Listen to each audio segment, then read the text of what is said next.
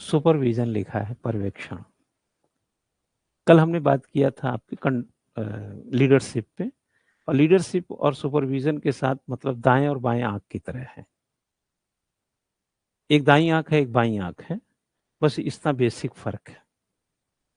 देखते दोनों हैं, नेतृत्व भी देखता है और सुपरवाइजर भी देखता है, बल्कि सुपरवाइजर के पास तो और सुपर दृष्टि है। ये जो पर्यवेक्षण में जाएंगे तो विद्यालय पर्यवेक्षण का अर्थ है प्रकृति। आपके सिलेबस में हम चलें, अगर एंट्री मारें तो थोड़े हम असल में मेरा मेन उद्देश्य क्या होता है कि जब हम 1-2 दिन क्लास लेते हैं किसी भी, तो हम ये सोचते हैं कि आपको ऐसा लगे कि हम सिलेबस हमारी मुट्ठी में है, सिलेबस से हम अनभिज्ञ न रहें। पढ़ाई भले ही हम 10 दिन में करेंगे ये सब, लेकिन अनभिज्ञता नहीं होनी चाहिए। हम हरिद्वार चाहे 15 तारीख को जाएंगे, लेकिन हर की पौड़ी कहाँ है, फलाना कहाँ रेलवे स्टेशन, उसकी जानकारी होनी चाहिए हमको। अब हरिद्वार में जाके थोड़ी खोजते रहेंगे। अगर हमें जानकारी है तो उसकी डेप्थ पता रहेगी, और उसमें हम टाइम के कैलकुलेशन करके अपना जो इन्वेस्टमेंट है वो बेटर कर सकते हैं। जैसे हम जाते कभी कभी देखे होंगे कि हम लोग कोई कार खरीदना चाहते हैं तो अंदाजा लगा यार ये कार कितने की होगी। कार भले ही हम 6 महीने बाद लें, लेकिन दाम हम तो पता कर लें, कि जब लेने जाएंगे तभी पूछेंगे। तो सिलेबस की गहराई को समझ लें, अलबत्ता हम उसको 10 दिन में पढ़ेंगे। तो हमने लीडरशिप की गहराई को हम लोगों ने कल थोड़ा भाप लिया था। आज हम सुपरविजन की गहराई में थोड़ा उतर रहे हैं। थोड़ा थोड़ी देर उतरेंगे, फिर हम लिखाएंगे पढ़ाएंगे। ये उससे सब कनेक्ट करके पढ़ाएंगे, यानी हम आपको 2 टॉपिक साथ साथ लेके चलेंगे। 8 में 2 खत्म करेंगे एक साथ। इसमें विद्यालय पर्यवेक्षण का अर्थ है meaning and nature of school supervision.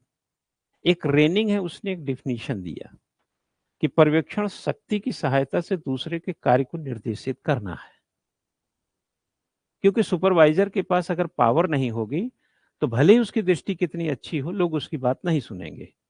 एक लीडर जो होते हैं, जैसे मोदी साहब जो है, अगर देश के प्रधानमंत्री और लीडर हैं, तो इतना भी ध्यान रखना है कि वो पर्यवेक्षक भी अच्छे होने पड़ेंगे उनको, वो सुपरवाइजर भी अच्छे हैं। क्योंकि पर्यवेक्षण शक्ति की सहायता से, बिना कोई सुपरवाइजर बिना पावर के हो नहीं सकता। अगर पावर नहीं होगा तो अपने सुपरवाइज करने का उसके जो ताकत होगी वो कोई मानने के लिए तैयार नहीं होगा। क्यों मानेगा कोई।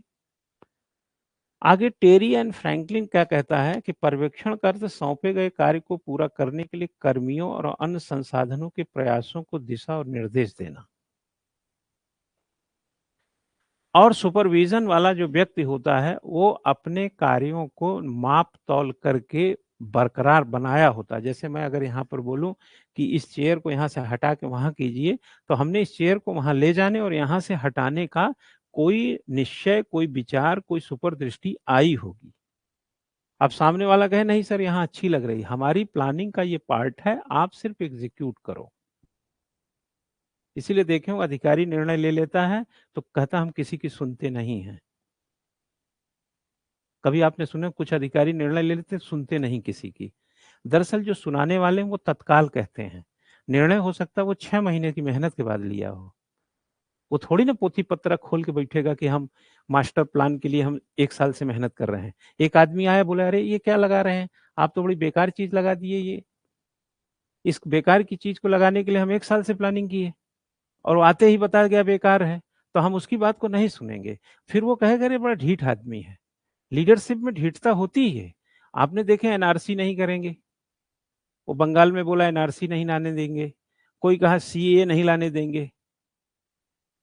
गवर्नमेंट कर नहीं रही है, अभी नोटिफिकेशन नहीं जारी कर दिया सीए का।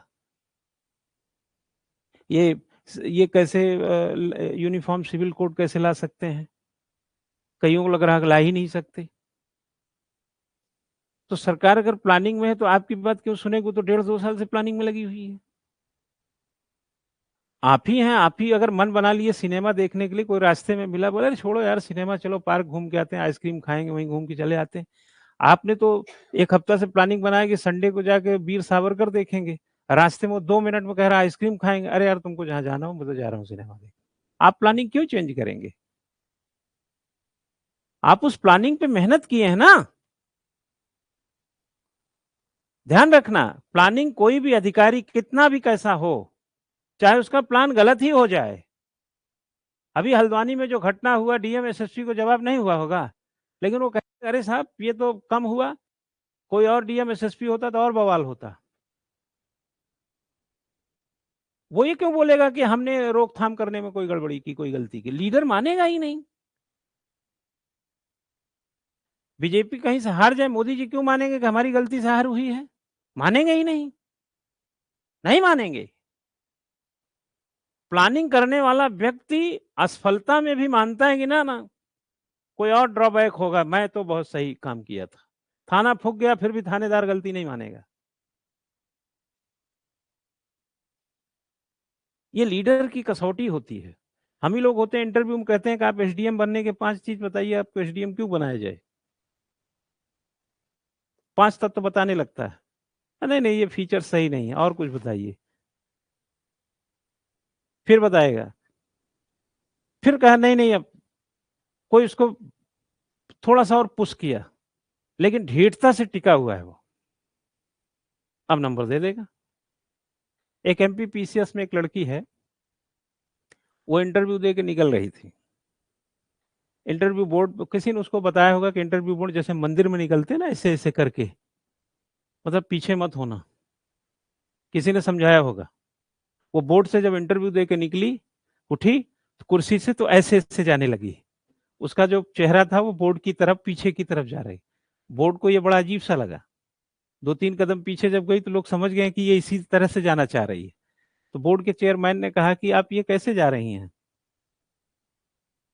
किसने बताया आपको कि इंटरव्यू में ऐसे चलना होता है? तो उन्होंने कहा सर कुछ सिखाने वाले लोगों ने कहा कि इसी तरीके से इंटरव्यू में बाहर निकलना चाहिए। बोले ये तो बड़ा निगेटिव है तरीका। उस लड़की को लगा कि ये तो ठीक नहीं हुआ, ये तो इंटरप्ट किया, इंटरवीन किया कि हमारा तरीका ही ठीक नहीं है। तो उस लड़की ने तपाक से जवाब दिया कि सर मैं भी इंटर निगेटिव हो सकता है, लेकिन मेरी इस कृत्य को आप निगेटिव मत लीजिएगा। उसने तुरंत अपने को डिफेंड किया कि ये निगेटिव हो सकता है, लेकिन मैं पीछे से भी जा सकती हूँ, मतलब इस निगेटिव को मैं ठीक कर सकती हूँ अगर आपको लगता है ये निगेटिव है तो। और बात तो सही थी, निगेटिव ही था। बोर्ड के लोग हंसने लगे, उसको नंबर दिए, एसडीएम बन गई वो।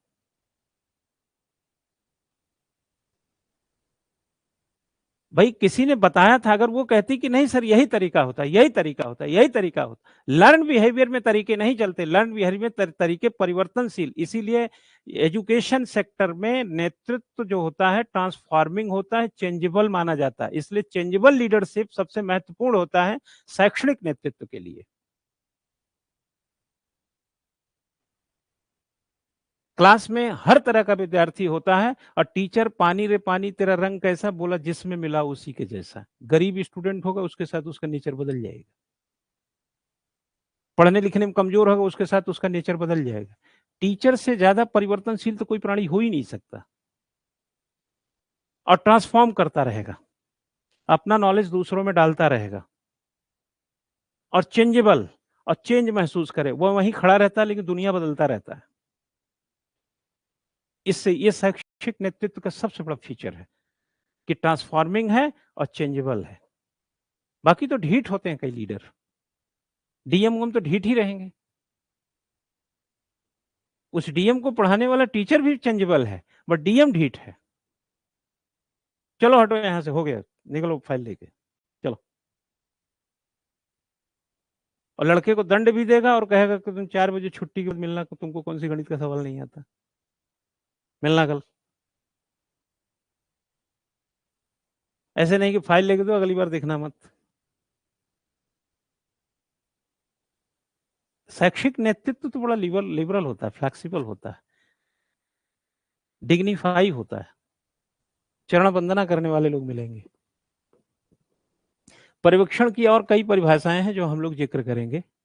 और पर्यवेक्षण की प्रकृति और पर्यवेक्षण का दायरा, स्कोप क्या होता है। जैसे मैं बोला कि span of attention equal to span of control. मैं जैसे आपको देख रहा हूं तो आपको नियंत्रित कर सकता हूं जहां तक मेरा ध्यान है। तो पर्यवेक्षण का दायरा क्या है? अगर प्रिंसिपल की दृष्टि से देखें कि जो सिलेबस में है उसका दायरा क्या है, उसका इंटर कॉलेज है। उसके बाद सड़क पे क्या हो रहा है उसका दायरा ही नहीं है। विद्यार्थी अगर घर में absent है, नहीं आ रहा है, तो उसका दायरा उसके घर तक जाता है, उसके पेरेंट्स तक जाता है। पीटीएम होता है ना, पेरेंट टीचर मीटिंग। कई तो कॉलेजेस में कोर्स बने हैं कि पैसे से थोड़े ऐसे करते हैं, हमने देखा कि पेरेंट्स पैसे देते हैं, थोड़े थोड़े ऐसे बने हैं कुछ, जिनसे थोड़े मोड़े हमने तो सुना था घनानंद रांची, ऐसा है ना, कुछ है ऐसा इस तरह का, है ना। वो दायरा कहाँ तक है? वो दायरा सिर्फ रिलेशन तक नहीं है, सुख दुख में फाइनेंशियल कोई छोटा मोटा ग्राउंड है वहां पर भी है। तो ये जो सुपरविजन का दायरा कहाँ तक है? बच्चे के घर तक है, उसके माता पिता तक है, कुछ और भी दायरे में चीजें हैं, सिर्फ टीचर स्कूल यहीं तक नहीं दायरा है सुपरविजन का। बच्चा 10 दिन से बीमार है, स्कूल नहीं आ रहा है, दायरा बढ़ जाएगा, पता करो। कभी ऐसी अनहोनी नहीं होती है कि कभी, जैसे हमारे यहाँ एक लड़की यहीं पढ़ते समय बेहोश होकर गिर गई। हमारा दायरा क्या है? हमारा दायरा पढ़ाना है, लेकिन अब हमारा दायरा है कि उसको इंद्रेश हॉस्पिटल ले जाना।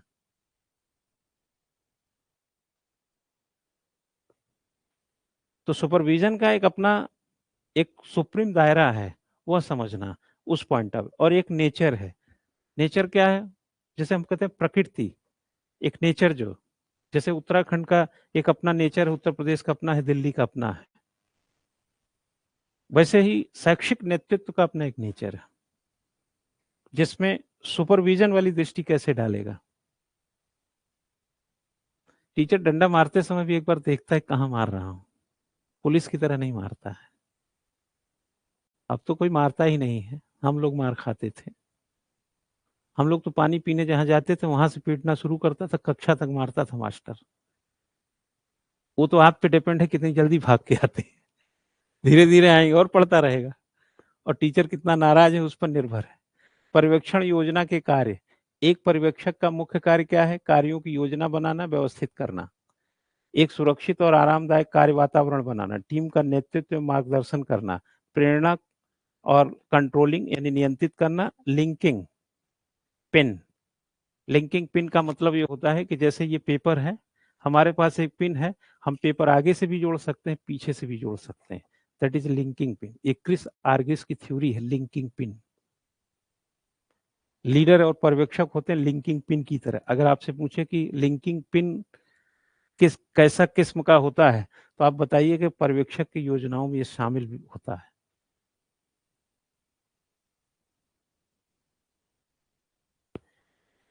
नियंत्रण और ये प्रेरणा, यहाँ देखिए टीम का नेतृत्व, लीडरशिप आप पढ़ रहे हैं ना, लीडरशिप पहले कल चर्चा किया ना। ये लीड टीम का नेतृत्व, जो टीम का नेतृत्व करता है वो सुपरवाइजर है, और जो सुपरवाइजर है वही नेतृत्व है। कर्मचारियों की चिंताओं को संबोधित करना, उनका समाधान करना, एचआर ह्यूमन रिसोर्स और वरिष्ठ प्रबंधन को रिपोर्ट करना। ऐसा नहीं कि हर कोई का अपना एक रिपोर्ट कार्ड बनता है तो कहाँ किसको रिपोर्ट करना, हर ऑर्गेनाइजेशन अपने अपने हिसाब से निर्देश और आदेश दे रहे हैं। नए उपकरण और तरीकों का परिचय, नौकरी के सही लोगों को चुनना, कर्मचारियों को वह सिखाना जो उन्हें जानना आवश्यक है, कार्यस्थल पर श्रमिकों को सुरक्षित रखना। घनानंद राजकीय इंटर कॉलेज में जहाँ प्रिंसिपल हाउस है वहाँ सांप बहुत निकलते थे। वो बहुत पुराना है, 1954-55 अंग्रेजों के टाइम का है। अब आप देवकी नंदन पांडे से समाचार सुनिए, 8:45 एक खबर आया करता था। अब आप अजीज हसन से समाचार सुनिए। अजीज हसन साहब के जो फादर थे वो भी घनानंद राजकीय इंटर कॉलेज के प्रिंसिपल थे, और अजीज हसन रहते हैं, ये समाचार पढ़ते थे ऑल इंडिया रेडियो पे। अब आप रात के 8:45 हैं, 9:45 हुए हैं, अब आप अजीज हसन से समाचार सुनिए। वो अजीज हसन भी वहां रहे हैं। ये मैं 1954 के कभी प्रिंसिपल के हायरार्की में जाएंगे उनके प्रिंसिपल के कमरे में, तो आप अजीज हसन, हसन शब्द लिखा होगा जो उनके फादर का नाम हो, 54 में प्रिंसिपल थे वहां पे। और अजय कुमार सिंह जो मेरा मित्र था, जाएंगे तो 1999 में प्रिंसिपल मिलेगा। वो 2005-6-7 तक था, वो 6-7 साल तक था वहां पे। तो वह बहुत पुराना था। तो हम लोग जब जैसे बाजार जाते थे, किंक्रेक जाते थे, सब्जी ऐसे कुछ घूमने टहलने, तो 3 महीना मैं भी था। तो कभी देखता तो पोस्तों से जैसे मुझे साँप दिखते थे और कभी-कभी तो साँप गिरे हैं मैंने देखा है। वो क्या होता था, लकड़ी की लेयर थी, ऊपर टीन का ऐसे बना हुआ था तो वो सड़ गया था। तो कहीं से और इ इस इधर जो गिरा था वो पोस्ते के बराबर ऊँचा, तो उसका क्षति था, तो आ जाते रहे होंगे। कहीं-कहीं तो हमने भागते हुए देखा। एक बार तो मैं ऐसे बैठा हुआ था, इसको इंतज़ार कर रहा था कि छुट्टी होगा तो आए तो चाय-वाय पिएँ, तो ऐसे कालीन बिछा था, कोने साँप लेटा हुआ था और जब इसने दरवाज़ा खोला तो उसकी गड़गड़ाहट से वो चलने लगा। तब हम वहीं बैठे थे, तब बोला, "अरे! तुमको दिखा नहीं?" और इतना हम साँप प्रेमी हम लोग हो गए थे कि मतलब थोड़ी डर भी कम हो गया था हम लोगों का। तो उस समय हम लोग थोड़े-से जैसे बचने-वचने का थोड़ा रास्ता भी रखते थे, जूते थोड़े इतने बड़े रखते थे कि कहीं पैर-वैर के नीचे आ जाए तो कभी ऐसे थोड़ा-सा ध्यान रख के चलते थे 2-3 महीने तक।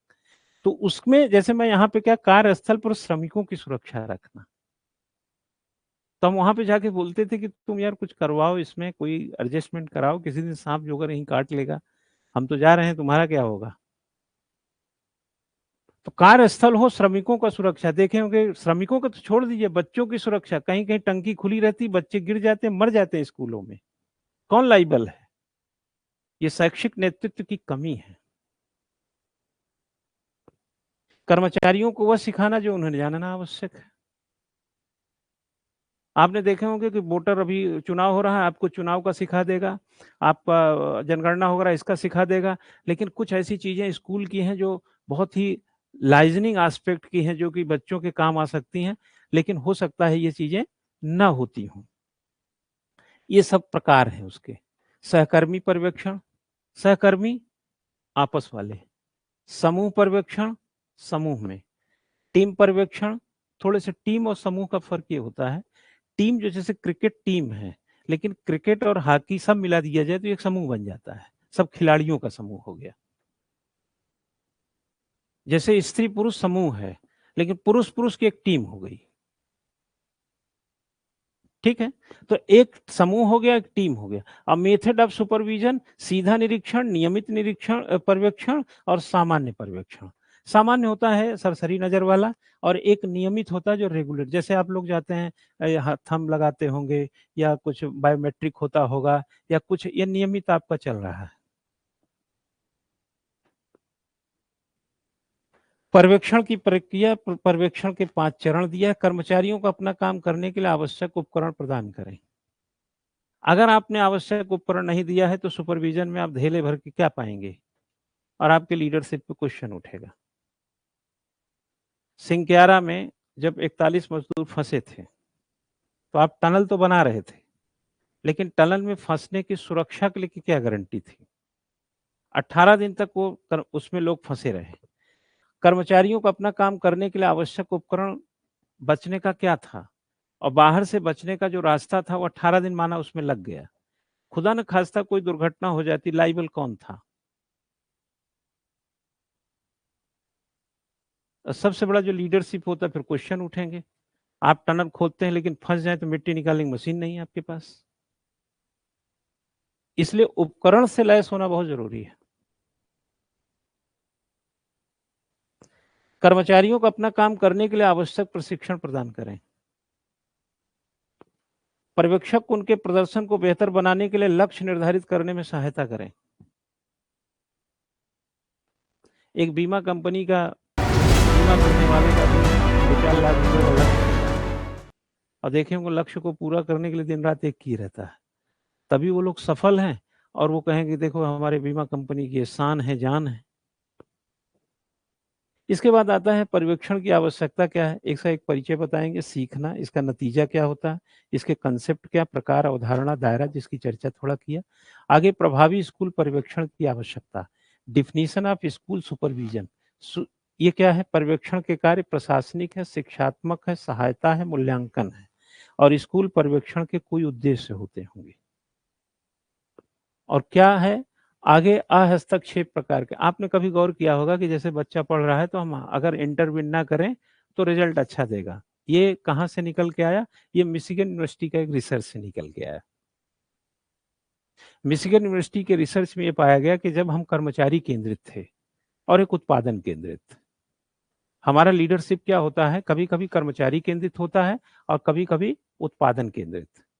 जैसे आप लोग पढ़ रहे हैं, मैं अगर रिजल्ट केंद्रित हूँ, तो मैं जब भी बात करूँगा रिजल्ट की बात करूँगा।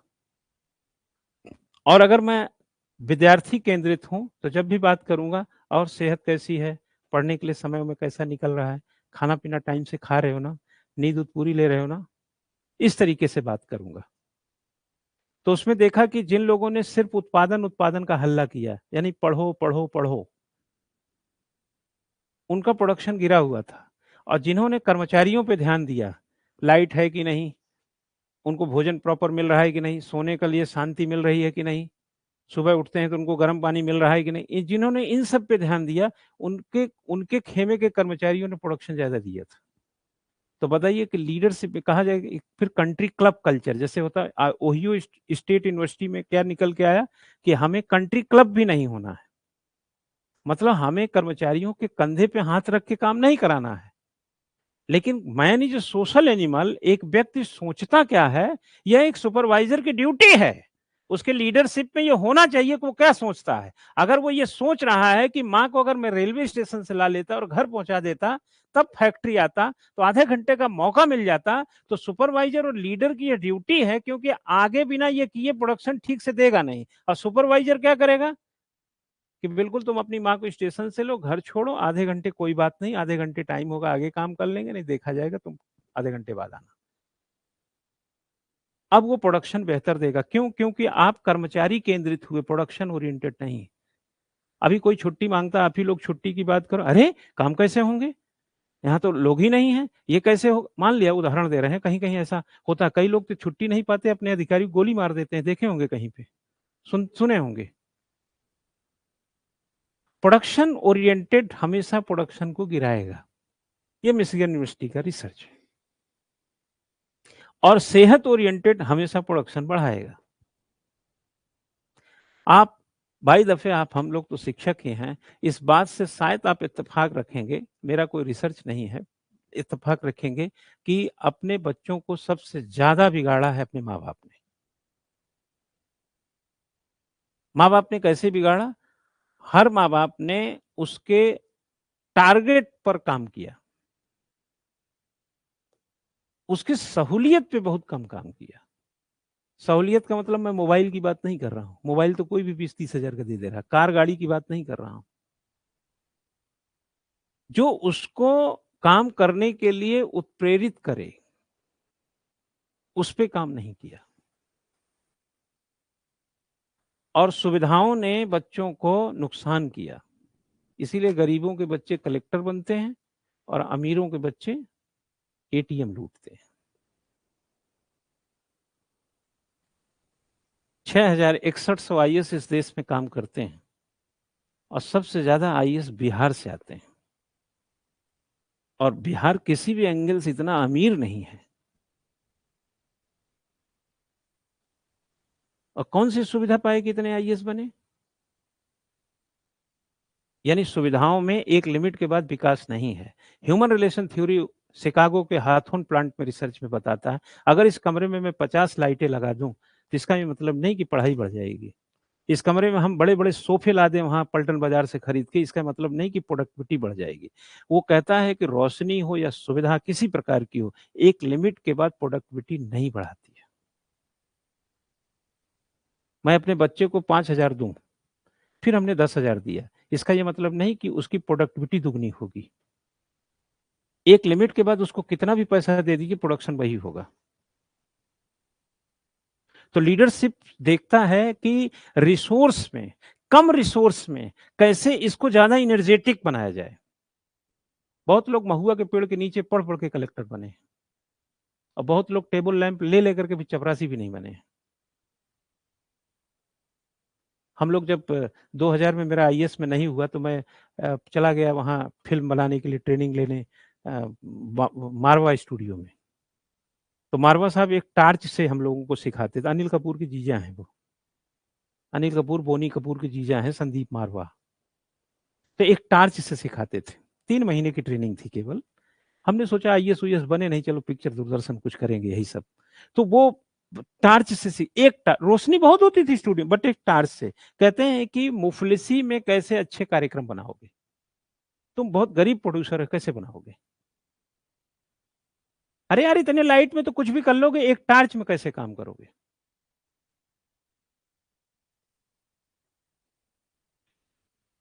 एक किताब में दूसरा कैसे पढ़े? अमेरिका में चले जाइए, किताबें या स्कैंडिनेवियन कंट्री में चले जाइए, स्कूलों से किताबें उठाई जाती, स्कूल का किताब बच्चे से स्कूल में जमा करा ली जाती है। कक्षा 6 का बच्चा स्कूल में किताब जमा कर देगा, अब 5वीं वाला जो 6वीं में जाए वही किताब उसको दिया जाएगा। हम विकासशील तीसरी दुनिया के देश हैं, $4 ट्रिलियन की अर्थव्यवस्था है, और जिन देशों की बात कर रहे हैं वो दुनिया के रुआब वाले देश हैं, $20 ट्रिलियन की अर्थव्यवस्था, 33 करोड़ की पॉपुलेशन अमेरिका। किताबें दूसरे पढ़ रहे हैं दूसरों की, और यहाँ हम लोग दुकानों पे लाइन लगा के हर साल इतना 5-5 हजार के बच्चे के लिए किताब खरीदते हैं। आप बता सकते हैं ये कौन सा सुपरविजन है? ये विद्यालय का अच्छा सुपरविजन है? नहीं है, कतई नहीं है। ये हमारे मंत्री, हमारे आईएएस क्या कर रहे हैं? ये कौन से लीडर हैं? अपने सरकारी स्कूलों में घोषणा कर दें कि सरकारी स्कूलों से किताब कक्षा 6 की मुफ्त मिलेगी, कवर सहित उसमें पन्नी चढ़ी रहेगी, और बेटा इस शर्त पे मिलेगी कि किताब तुम फिर जमा करोगे। अब 5वीं वाला जब 6वीं में जाएगा तो उसको बाप ₹1000 क्यों दे, लो किताब। और ये बात मैं, भारत जैसे गरीब देश जिसका 1 अरब 40 करोड़ की पॉपुलेशन है, $4 ट्रिलियन की अर्थव्यवस्था, महज 4, ये तो मोदी साहब कह रहे हैं इसलिए मैं डेटा बता रहा हूं, $3 ट्रिलियन है। और अमेरिका में $20 ट्रिलियन, चाइना $14 ट्रिलियन।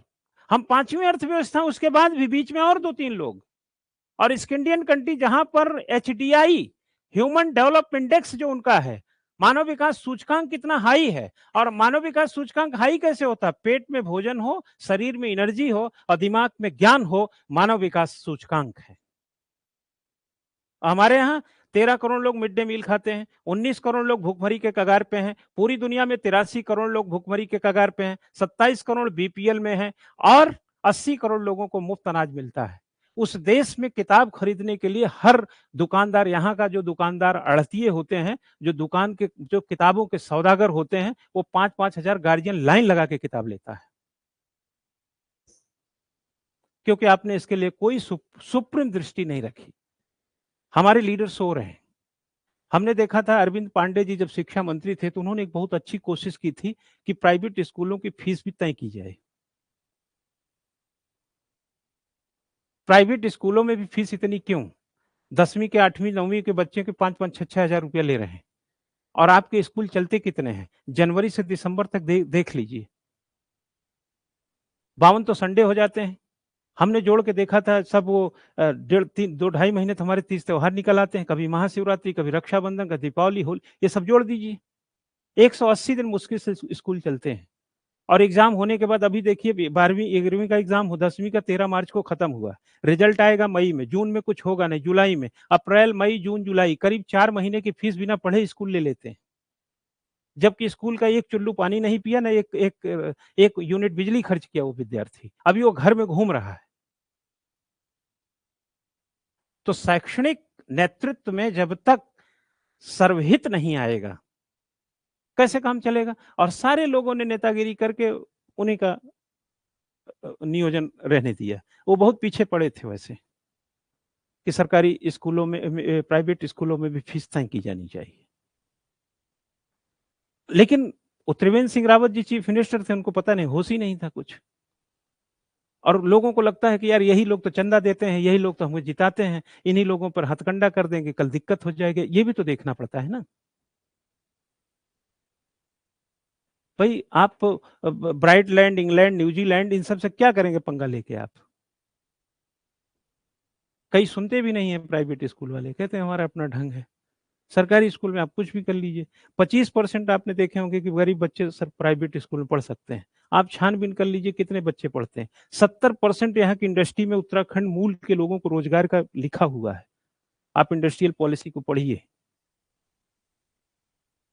मिलता है, नहीं मिलता है।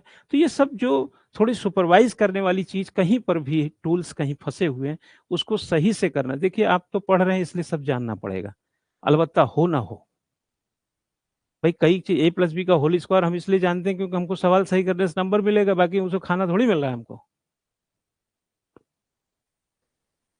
निरीक्षण ये इंस्पेक्शन होता है, ये एक प्रकार से इंस्पेक्शन नहीं है, इन्फेक्शन है ये। हमारे यहाँ इंस्पेक्टर राज हमेशा खराब माना जाता है। निरीक्षण हमेशा निगेटिव होगा। आपका सर दर्द हो रहा है, आपने काम नहीं किया, मैं लिख दूंगा आपने काम नहीं किया, आप काम में बड़े लापरवाह हैं।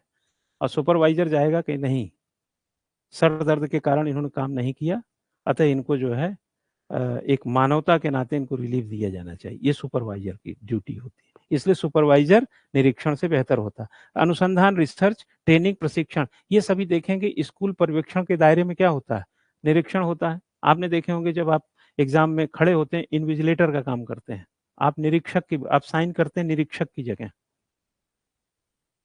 आप कॉपी में लिखा रहता निरीक्षक के हस्ताक्षर, ये नहीं लिखा रहता पर्यवेक्षक के हस्ताक्षर। निरीक्षक, आप निरीक्षक होते हैं, हाय नो बट सामने देखो, हम उस समय सिर्फ निरीक्षक होते हैं। ये हमारा दायरा होता है। स्कूल के पर्यवेक्षक में एक निरीक्षक होता है, हर टीचर एक निरीक्षक है, प्रिंसिपल भी है और एक रिसर्च है। वो स्कूल स्वयं में काम, आप लोग जितने साल से नौकरी की है ना, उतने साल की पीएचडी है आपके पास। आपको पीएचडी करने की जरूरत नहीं है। आपका 10 साल का अगर लेक्चरर हैं तो आप 3-4 बार पीएचडी हैं। प्रशिक्षण, ट्रेनिंग, और रोज ट्रेनिंग चलती है, रोज ट्रेनिंग चल। हम तो 22 साल से कितनी बार संविधान पढ़ा है, हमने कहा यार नया संविधान फिर पढ़ लेते हैं जब पढ़ा रहे होते हैं। और गाइडेंस, मार्गदर्शन, इवैल्यूएशन, मूल्यांकन, आप कॉपी चेक करने जाते हैं, मूल्यांकन का ही काम करते हैं। विद्यालय में मूल्यांकन होता है, मार्गदर्शन होता है, प्रशिक्षण होता है, अनुसंधान होता है, निरीक्षण होता है। और यह सभी अगर क्लब कर दिया जाए तो स्कोप ऑफ स्कूल सुपरविजन होता है। एक प्रकार से स्कूल पर्यवेक्षण का यह क्षेत्र है। ये चीजें आगे कहता है कि पर्यवेक्षण की गतिविधियां, सटीकता और स्पष्टता। हमने निरीक्षण की बात ही नहीं करना है, सटीकता हो, स्पष्टता हो, क्योंकि यही लीडरशिप का फॉर्म भी। कंजूसी या सरलता, यहाँ पे कंजूसी शब्द लाया गया है, बट सिंप्लिसिटी ज्यादा इंपॉर्टेंट है। केजरीवाल को देखें हैं क्या पहन के घूमते हैं वो, शर्ट चप्पल, है ना। वो क्या करते हैं, आप उनको कंजूसी या सरलता कुछ भी कह सकते हैं कि भाई 300-400 1,000 की शर्ट रहती है, 100 रुपए की चप्पल पहन घूम रहे हैं। सटीकता और स्पष्टता, व्यापकता, कॉम्प्रहेंसिवनेस होना चाहिए उसके अंदर, मतलब काम करे ना करे, डेप्थ होनी चाहिए। हम कुएं से पानी निकाले ना, मतलब कुएं में पानी होना चाहिए। व्यवहारिकता, मिथ्या क्षमता, और आगे कहता है प्रशिक्षण के लिए विकासात्मक दृष्टिकोण। मिथ्या क्षमता का है निगेटिव मामला नहीं है, बहुत सारे मिथ हैं, उससे भी उसे वाकिफ होना चाहिए। जैसे किसी ने हमसे, कई बच्चे आके कहते हैं कि सर, कई कहते हैं कि आईएएस बनने के लिए 18 घंटा पढ़ना होता है। हमने कहा बिल्कुल पढ़ना होता है, बिल्कुल पढ़ना होता है।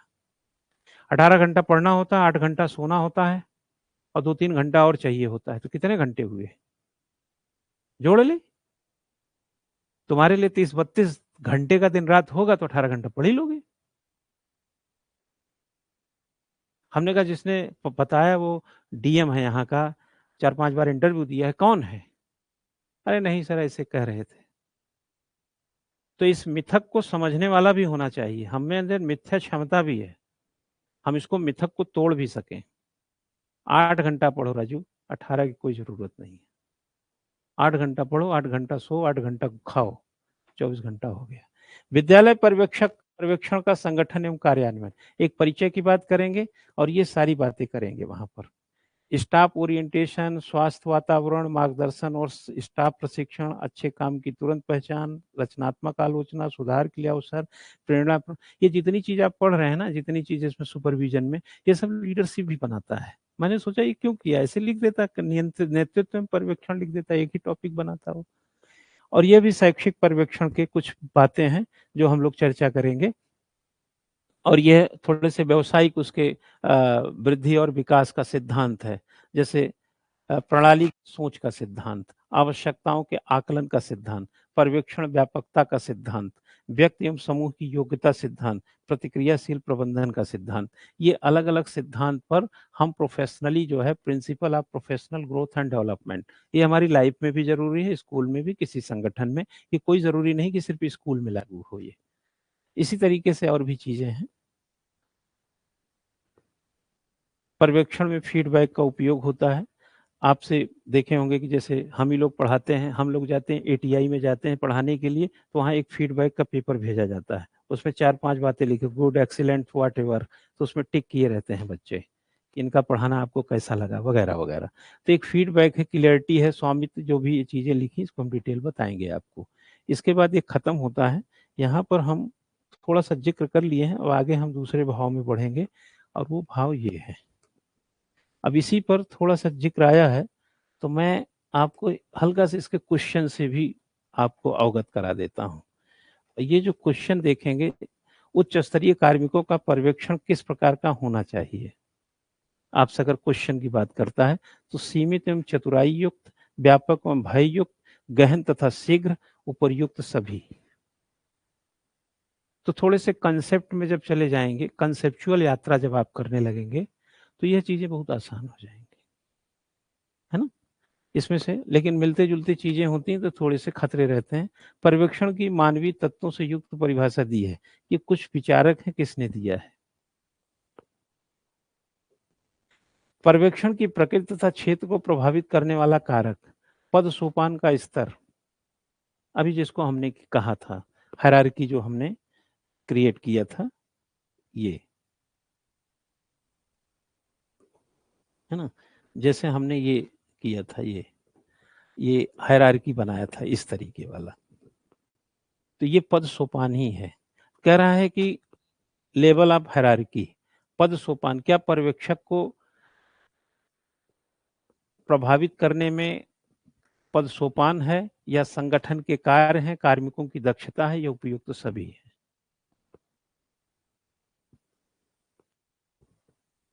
नकारात्मक दृष्टि से पर्यवेक्षण पर्याय है, समन्वय का, नेतृत्व का, निरीक्षण का, उपयुक्त सभी का।